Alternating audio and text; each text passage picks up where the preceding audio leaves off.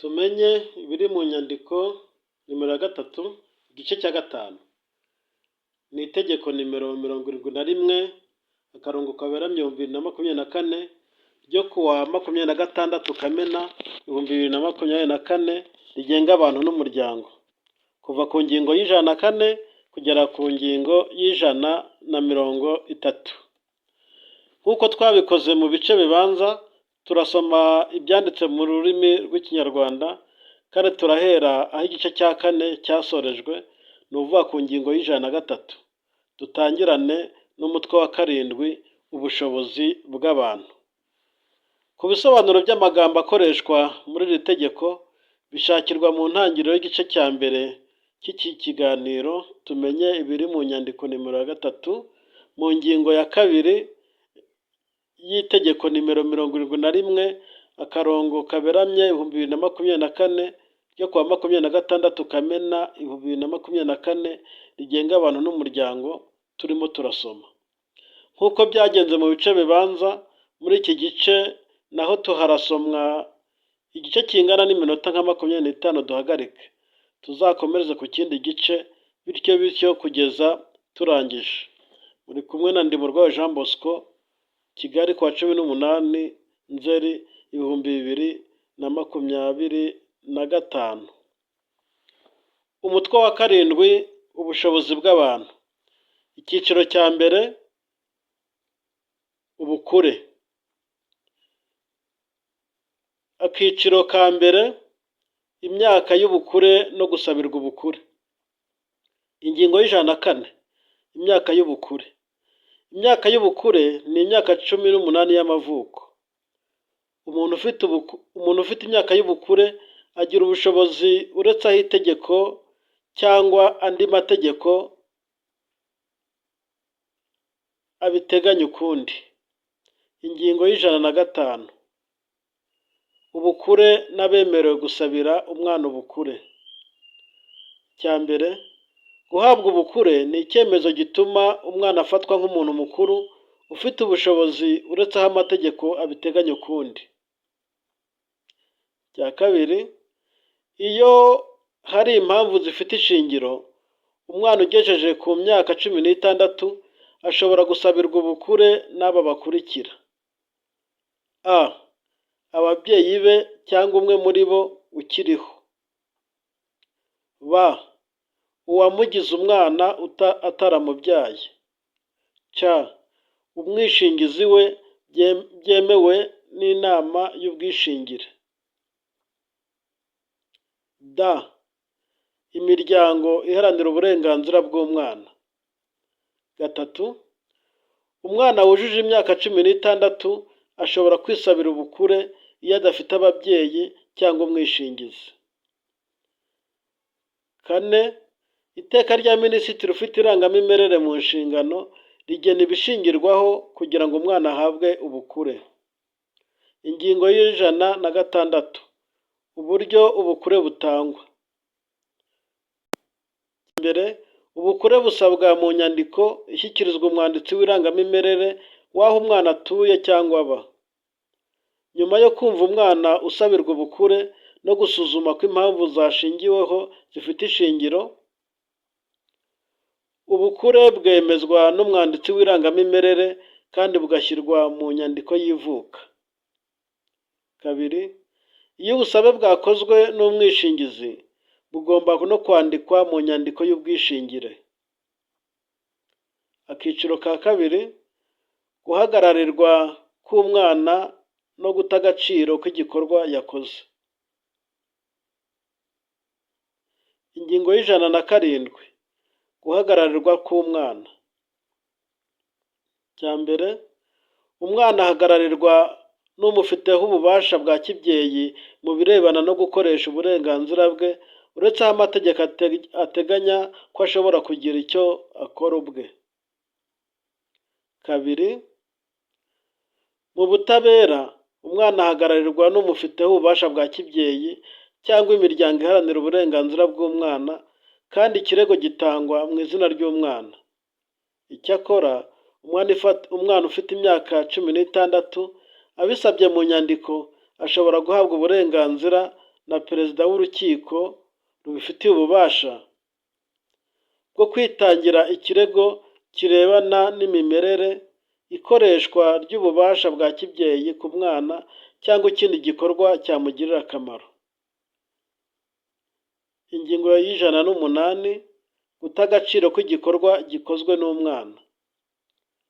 Igikorwa gikozwe n'umwana kandi amategeko atabimwemerera nta gaciro kigira. Icyiciro cya kabiri, ubwishingire. Akiciro ka mbere, ubwishingire n'uburyo bukorwa. Ingingo y'109, ikigamijwe n'ubwishingire. Cya mbere, ubwishingire ni uburyo bukoreshwa bwo gufasha umwana cyangwa umuntu mukuru ufite ubumuga bwo mu mutwe gukoresha uburenganzira bwemererwa buri muntu muri rusange no kumufasha gucunga umutungo we igihe uhari. Kabiri, ubwishingire bukorwa mu nyungu z'uwishingiwe. Ingingo y'110, inyandiko y'ubwishingire. Inyandiko y'ubwishingire ikorwa n'umwanditsi w'irangamimerere kandi igashyirwa mu gitabo cy'ubwishingire. Akiciro ka kabiri, ubwishingire bw'umwana. Ingingo y'111, impamvu zituma habaho ubwishingire bw'umwana. Ubwishingire bw'umwana bubaho iyo a. Se na nyina bapfuye, bazimiye, babuze cyangwa batazwi. b. Abo yitaga se na nyina bamwihakanye. c. Ababyeyi bakiriho ariko barambuwe ububasha bwa kibyeyi. d. Cyangwa umubyeyi usigaye afite ubumuga bumubuza kurangiza inshingano za kibyeyi. Ingingo y'112, ibigize ubwishingire bw'umwana. Ibigize ubwishingire bw'umwana ni ibi bikurikira: a. Inama y'ubwishingire. b. Ubwishingizi. Umwishingizi. Ingingo y'113, abagize inama y'ubwishingire.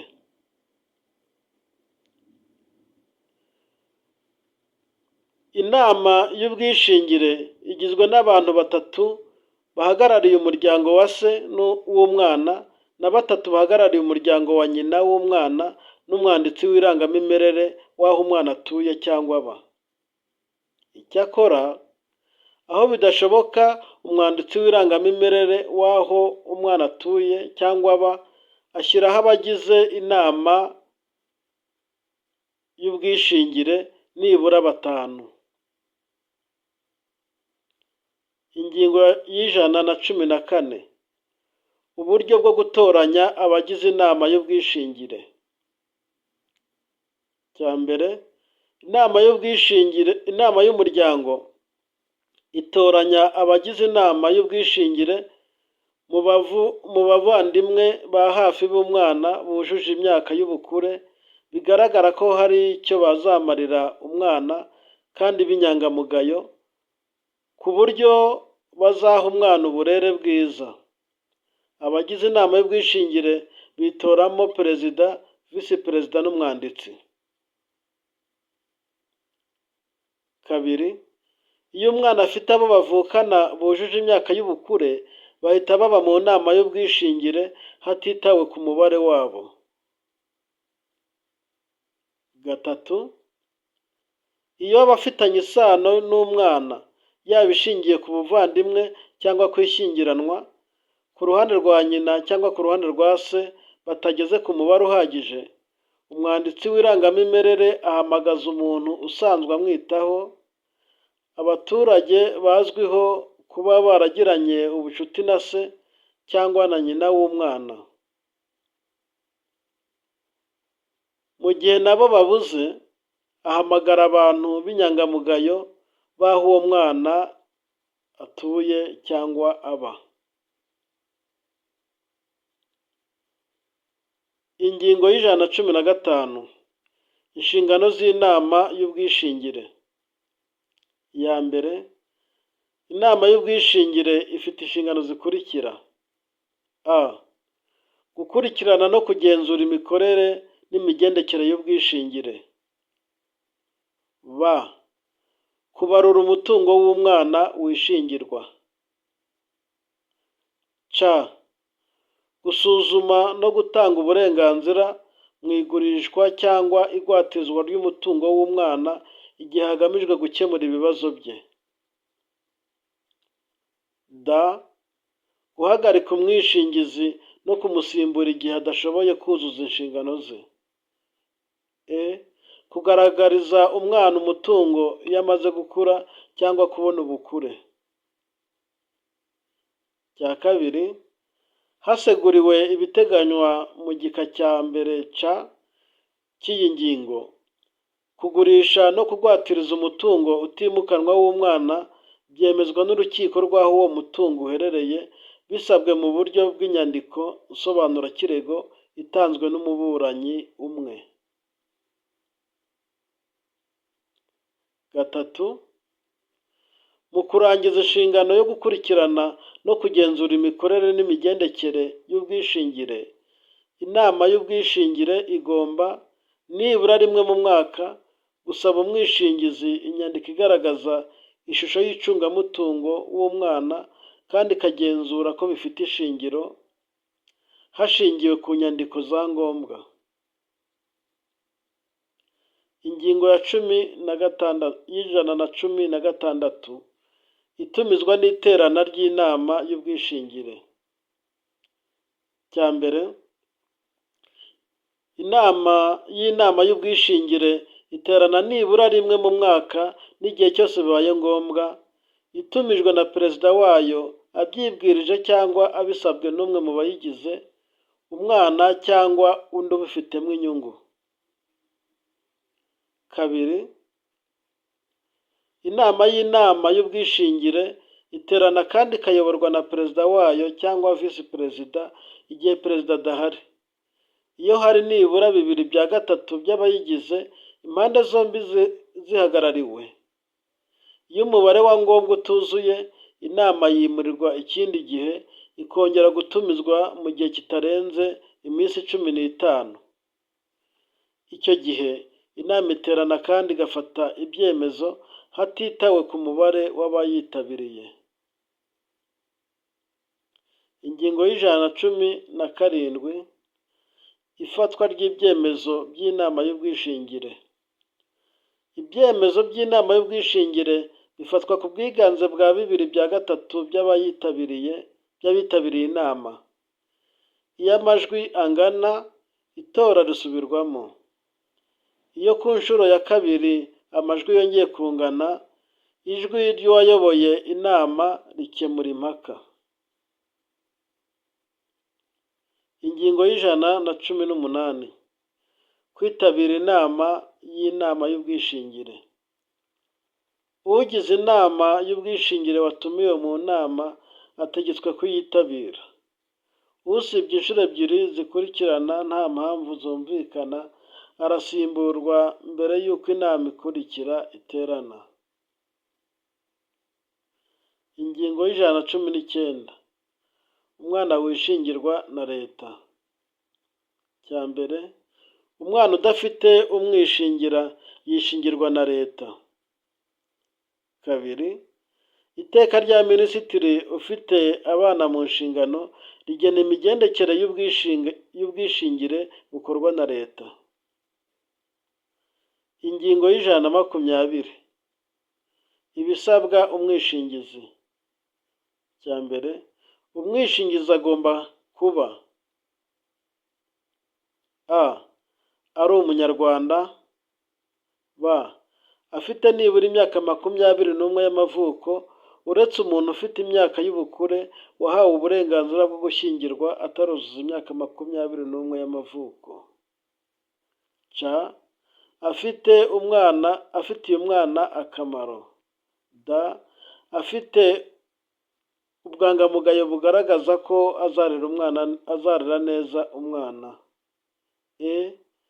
Kuba atarakatiwe igihano cy'igifungo kubera icyaha cya jenoside, icyaha cy'ingengabitekerezo ya jenoside n'ibyaha bifitanye isano nayo, icyaha cy'icuzwa ry'abantu n'icyaha cyo gusambanya abana n'ibyaha bikorerwa mu muryango. Kandi akaba atarambuwe ububasha bwa kibyeyi. Icya kabiri, umwishingizi akora umurimo w'ubwishingire ku bushake kandi ntawe uhemberwa. Ingingo y'122,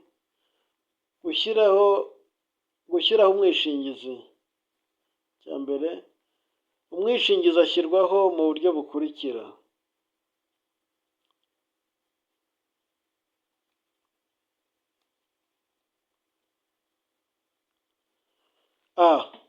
usigaye mu babyeyi afite uburenganzira bwo gushyiraho umwishingizi mu irage. Mbere yo gutangira inshingano ze, umwishingizi agomba gushyikiriza iryo rage umwanditsi w'irangamimerere kugira ngo akore inyandiko y'ubwishingire. Usigaye mu babyeyi ashobora, mu gihe afite ubumuga butuma atarangiza inshingano za kibyeyi, gushyiraho umwishingizi mbere y'inama y'ubwishingire, yaba uwo mu muryango we cyangwa wo mu yindi miryango, mu nyandiko y'ubwishingire ikorwa n'umwanditsi w'irangamimerere. Iyi nyandiko ihita igira inkurikizi zayo. Iyo ababyeyi bombi bapfuye kandi batarashyizeho umwishingizi mu irage, cyangwa iyo bazimiye, babuze, batazwi, abo yitaga se cyangwa na nyina baramwihakanye cyangwa bambuwe ububasha bwa kibyeyi, umwishingizi ashyirwaho n'inama y'ubwishingire.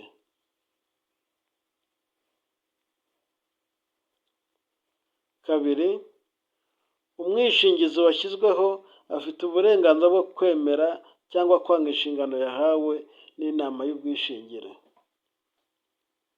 Ingingo y'122, ubwishingire bw'umwana wakiriwe mu muryango. Umuntu wakiriye umwana ku buryo buhoraho niwe wa mbere ugira uburenganzira bwo kugira ubwishingire iyo abisabye kandi bikemezwa n'inama y'ubwishingire. Ingingo y'123, abatemerewe kuba abishingizi.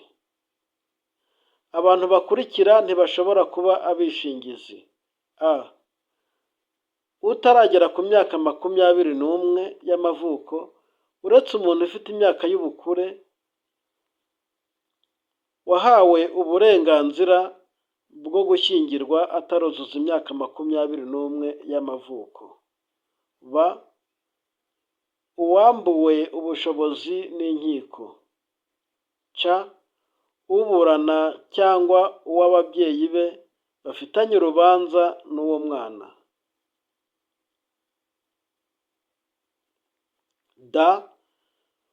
Uwahanishijwe kwamburwa uburenganzira mboneragihugu. Uwambuwe ububasha bwa kibyeyi. Uwakatiwe igihano cy'igifungo kubera ibyaha bikorerwa abana. Uwakatiwe igihano cy'igifungo kubera icyaha cya jenoside, icyaha cy'ingengabitekerezo ya jenoside n'ibyaha bifitanye isano nayo. Undi wabyimwa n'inama y'ubwishingire ku bw'impamvu zitandukanye bikozwe mu nyungu z'umwana. Ingingo y'124, ububasha bw'umwishingizi w'umwana. Icya mbere, umwishingizi w'umwana afite ububasha bukurikira: kumuhagararira mu bikorwa bimuhuza n'abandi uretse aho amategeko abiteganya ukundi.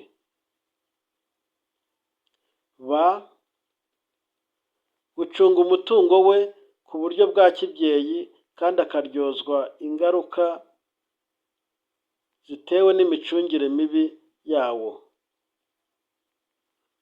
Kabiri, umwishingizi yemerewe gufasha umwana gucunga ibyo yinjiza bikomoka ku murimo we kimwe n'umutungo ukomoka ku byo yinjiza.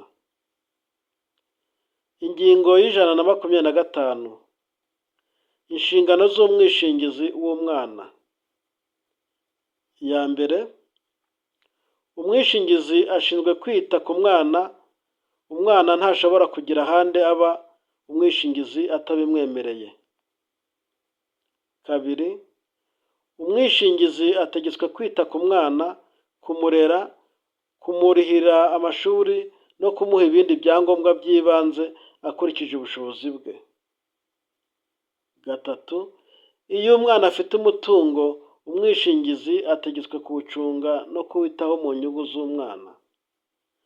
Ingingo y'126. Ibarura ry'umutungo w'umwana wishingiwe. Cya mbere, ibarura ry'umutungo w'umwana wishingiwe rikorwa n'inama y'ubwishingire. Kabiri, iyo umwishingizi w'umwana atangiye inshingano ze, ashyikirizwa umutungo wabaruwe n'inama y'ubwishingire. Gatatu, inyandiko igaragaza imiterere y'ibarura ry'umutungo ishyirwaho umukono n'umwishingizi n'abagize inama y'ubwishingire. Umwishingizi ashyikiriza kopi y'iyo nyandiko umwanditsi w'irangamimerere w'aho umutungo uri mu gihe kitarenze iminsi 30 uhereye ku munsi inyandiko ishyiriweho umukono kugira ngo ayemeze kandi ishyirwe mu nyandiko y'ubwishingire. Ingingo y'127. Ibarura y'umutungo w'umwana uhindutse. Cya mbere, iyo umutungo w'umwana uhindutse mu gihe cy'ubwishingire, umwishingizi akora ibarura ryawo akarishyikiriza inama y'ubwishingire kugira ngo iryemeze.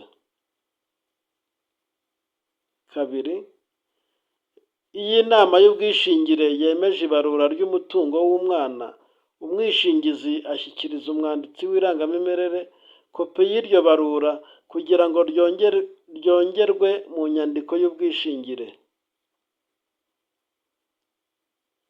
Ingingo y'128. Gutanga no kugurisha umutungo w'umwana. Umwishingizi ntashobora gutanga, kugurisha, gutangaho ingwate umutungo w'umwana cyangwa gukora ikindi gikorwa gishobora kuwugabanya atabiherewe uburenganzira n'inama y'ubwishingire. Ingingo y'129. Imikoreshereze y'umusaruro ukomoka ku mutungo w'umwana. Ya mbere, umusaruro ukomoka ku mutungo w'umwana ukoreshwa mbere na mbere mu kumwitaho no kumurera. Kabiri, iyo umusaruro ukomoka ku mutungo w'umwana ubaye mwinshi, umwishingizi abimenyesha inama y'ubwishingire ikaba ariyo igena icyo umusaruro urengaho ukoreshwa. Ingingo y'130. Gukemura ikibazo cy'igongana ry'inyungu. Cya mbere, iyo inyungu z'umwishingizi zigongana n'iz'umwana, umwishingizi, umwana cyangwa undi muntu ubifitemo inyungu ashyikiriza ikibazo inama y'ubwishingire ikaba ariyo ishobora, bibaye ngombwa, gushyiraho undi mwishingizi wo guhagararira umwana muri icyo gikorwa cyateje igongana ry'inyungu cyangwa ikitoramo uhagararira umwana muri icyo gikorwa. Kabiri, iyo ari inyungu z'umwe mu bagize inama y'ubwishingire zigongana n'iz'umwana, ikibazo gishyikirizwa inama y'ubwishingire ikagifataho umwanzuro. Mu isuzuma ry'icyo kibazo, uwo muntu ufite inyungu zigongana n'iz'umwana arahezwa.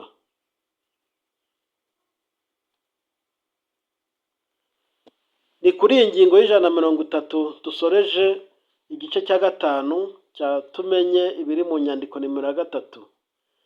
Igice cya gatandatu gitangirana n'ingingo y'131 yitwa igenzurwa ry'umwishingizi y'itegeko nimero 71/2024 ryo kuwa 26 Kamena 2024 rigenga abantu n'umuryango.